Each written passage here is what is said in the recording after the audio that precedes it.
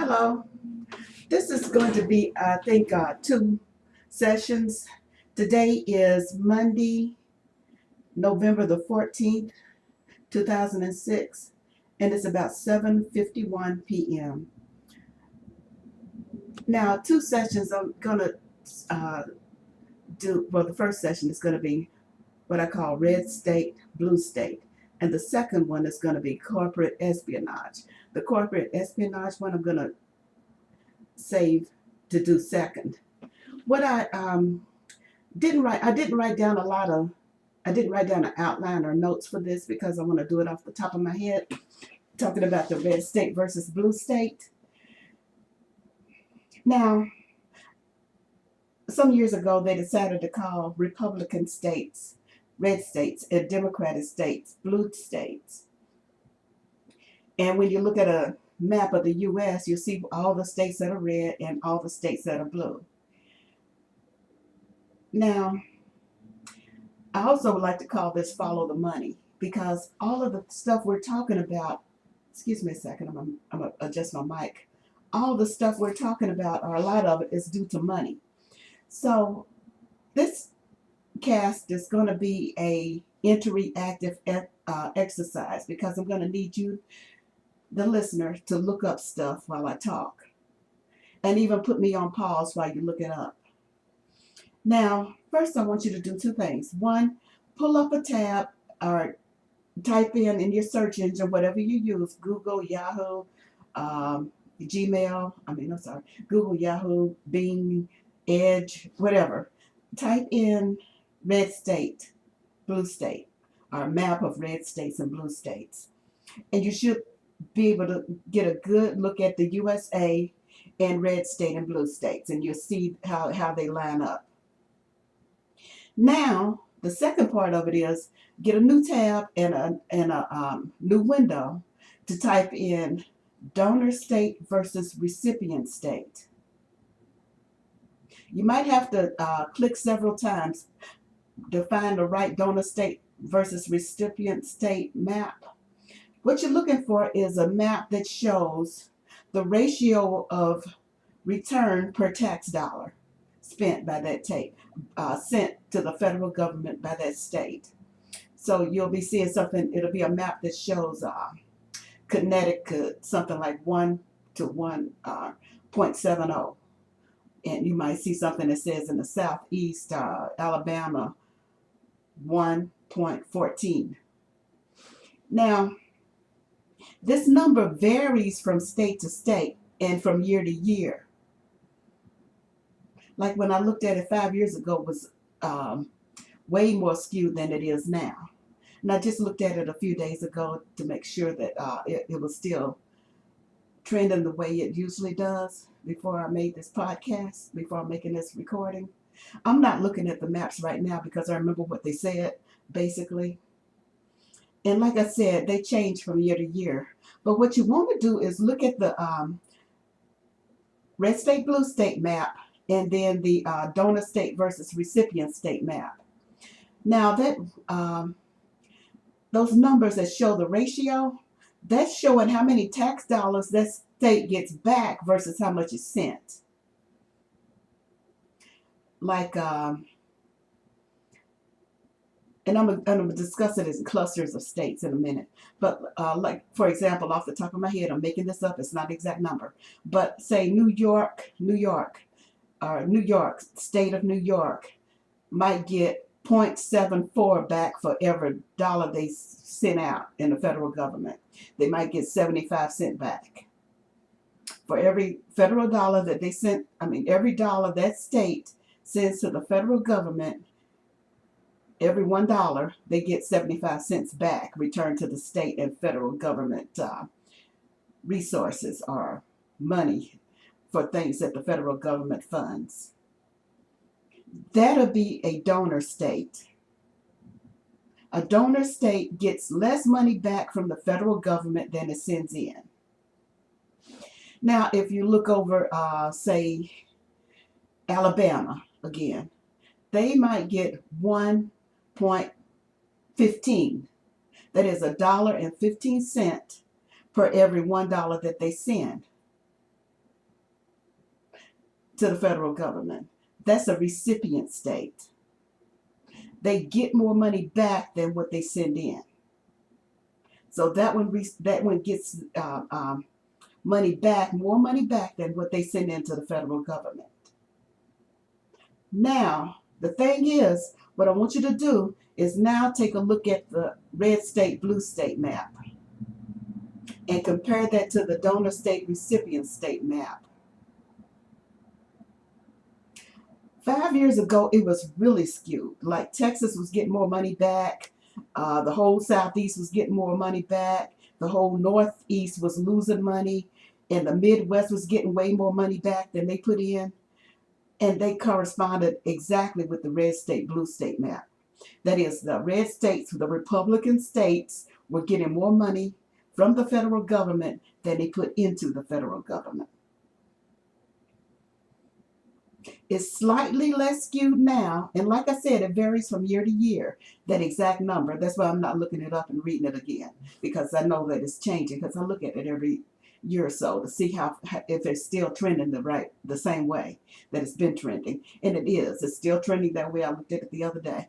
Now, try to look at it in the most recent year. I think the one that I looked at was 2015, I think. Yeah, about 2015.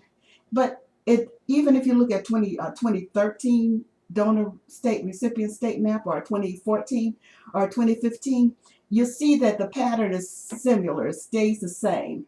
It might skew, one state might balance out or not, but it's still the Northeast is putting in more money to the federal government than they get back.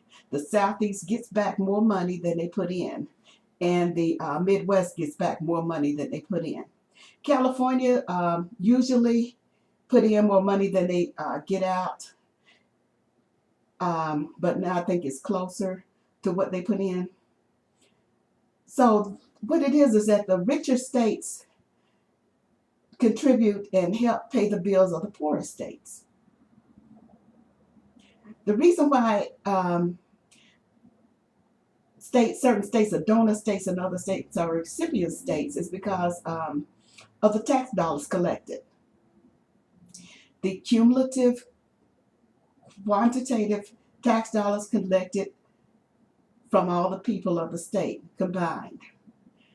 So the heavily populated states are the states that's going to have the most money, because most of the people that are working are paying income tax. And they are working class people, so they can't get out of paying tax.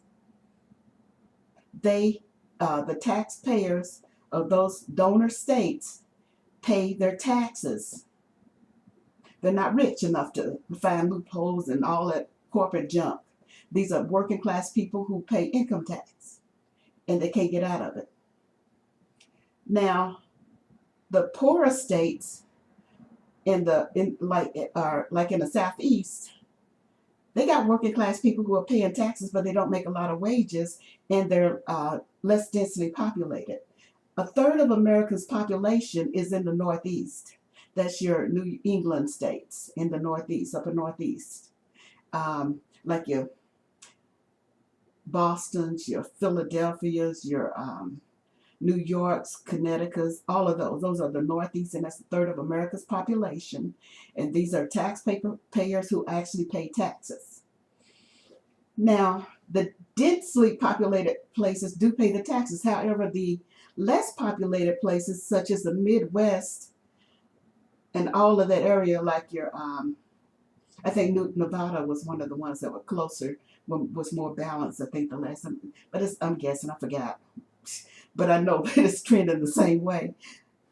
But that's for you to look at. You're looking dead at it. You can see it with your own eyes. And you can see which states are balancing and which states are in deficit, and which states are losing money. And I'm going to let you look at that for a second, and while I just shut up and breathe for a few minutes. And just look, observe.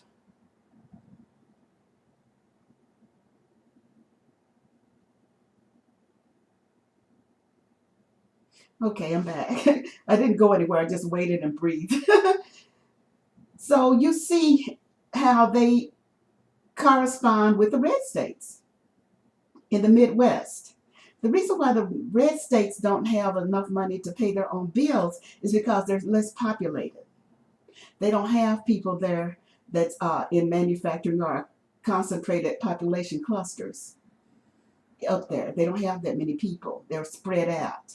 So those red states cannot pay their own bills, and they don't pay their own bills. And the people who do have industry are getting subsidies, like your farm subsidy, your energy subsidy, like gasoline, coal, and all those other energy fields. They get subsidies. All of those. You got your corporate subsidies, and they're in those red states. And the people is not as populated with people who pay taxes. So they are going to be in deficits. They can't afford the roads because they can't pay them, because they ain't collecting enough dollars to pay for the roads, those long highways and all those other things. And every year they have to tap the funds of FEMA to pay for hurricanes. I mean, not hurricane, but tornadoes and storms. Same thing with the Southeast and the Gulf Coast, like Louisiana and Alabama and all those other states that have to deal with hurricanes and flooding and things. So the poorer states take money from the richer states. And not that the state is rich, they just have money funneling their way versus staying up in the state that supplied the money. The reason why I'm bringing this up is because that's why the Republicans want to run the government. Because, among other things, but really they want to take New England's money and spend it on their interests rather than what New England would be interested in. New England and populated places are interested in things that help people, individuals, like your unemployment, welfare, Social Security, veterans benefits, what they would call entitlements. Populated places know what people need because they have needed it themselves or know somebody who does need it. Everybody that's in a populated place knows that knows people who are unemployed or have suddenly became unemployed and needed to rely on unemployment benefits. They know what it means to need food stamps and welfare and things that help people. And that's what they focus on. They want to spend their money or their state's money on things like entitlements that help people, because they're people and they know people need things, such as things that help them over a hard time. All those things that people need, that's what New England focus on, and these are democratic agendas. So blue states focus on things that help people. Red states focus on things that help corporations. And individuals get richer versus things that help people, and what they call entitlements. And that's why they're bitching about entitlements so much. But unfortunately, blue states pay for their own stuff. They're helping red states. But that's still a lot of money. So if the Republicans have their way, they will cut out entitlements but increase corporate subsidies and other things they can pocket in their red states. You know, little programs and buildings and things that help red state focused issues. The reason why I am bringing this up and what brought it to my attention to the degree that it did was when Hurricane Sandy happened. I already understood the concept of donor state versus recipient state, but it never came home to me like it did with Hurricane Sandy happened, and the New England states were trying to get money out of the federal government, and it was their own money that they paid into it. And they had to kiss butt to get Republicans to give them their own money back, when blue states are constantly signing bills and things, paying for what the red states need when they're having their hurricanes and other, when they're having tornadoes in the Midwest and hurricanes in the Southeast. Year after year, they have hurricanes and flooding in the Midwest and in the Southeast. and tornadoes and other weather events in these red states. But finally, when blue states in the Northeast needed help, the Republicans were giving them a hard time about entitlements and stuff. So let me give you a scenario, and the reason why I'm doing it off the top of my head is I ran this scenario through my head so many times, more than once. Okay, America is a United States. It is several states united, and they pay their money to the federal government, and it creates a big pool of money where, in theory, everybody brought their own money and dropped it in the big pool, in a big bowl, and then everybody takes money out. Okay, picture yourself and your friends having a potluck picnic, right? And everybody brings a dish, and they set it on the table for everybody to share and everybody to enjoy. Okay, give everybody individual a state name. Say Connecticut, or Betty, Connecticut, and Sally, Rhode Island. Just, substitute people for those states, and y'all bringing a dish. Rhode Island is bringing ham. Wisconsin is bringing something else. Somebody else is bringing meatloaf. Da da da. And you're all gonna bring this big old picnic potluck. Okay, you put it on the table.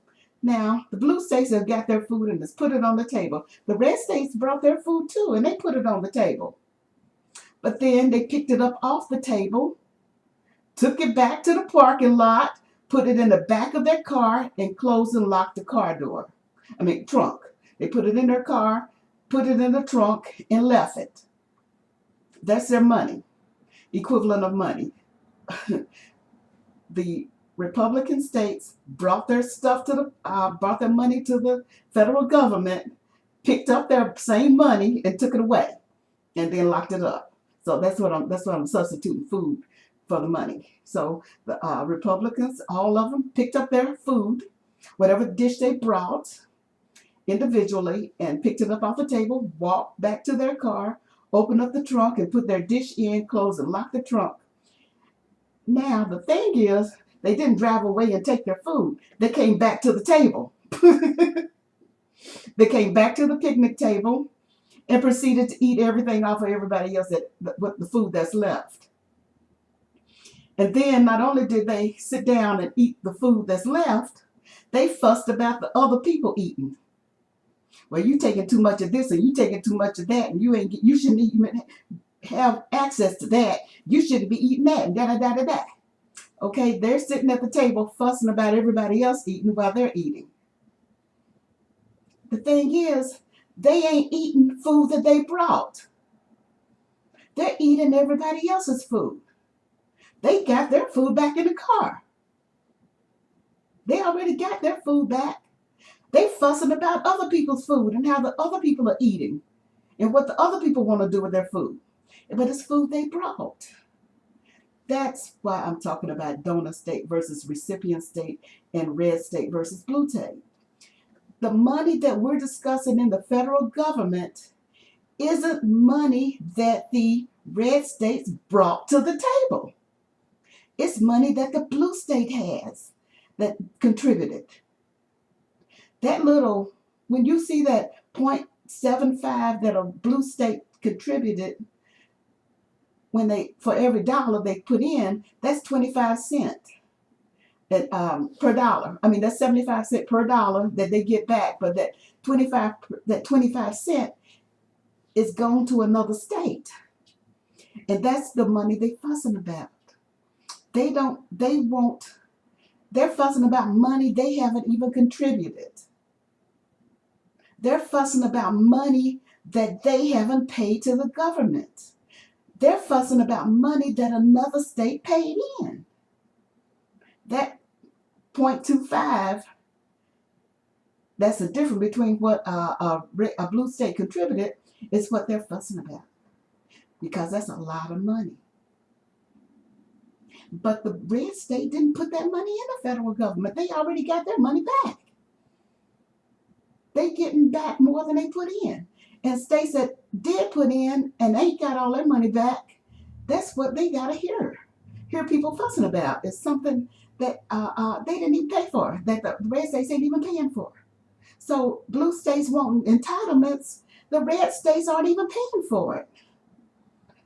And that's why I'm fussing. That's why I'm bringing this up. Pay attention to that.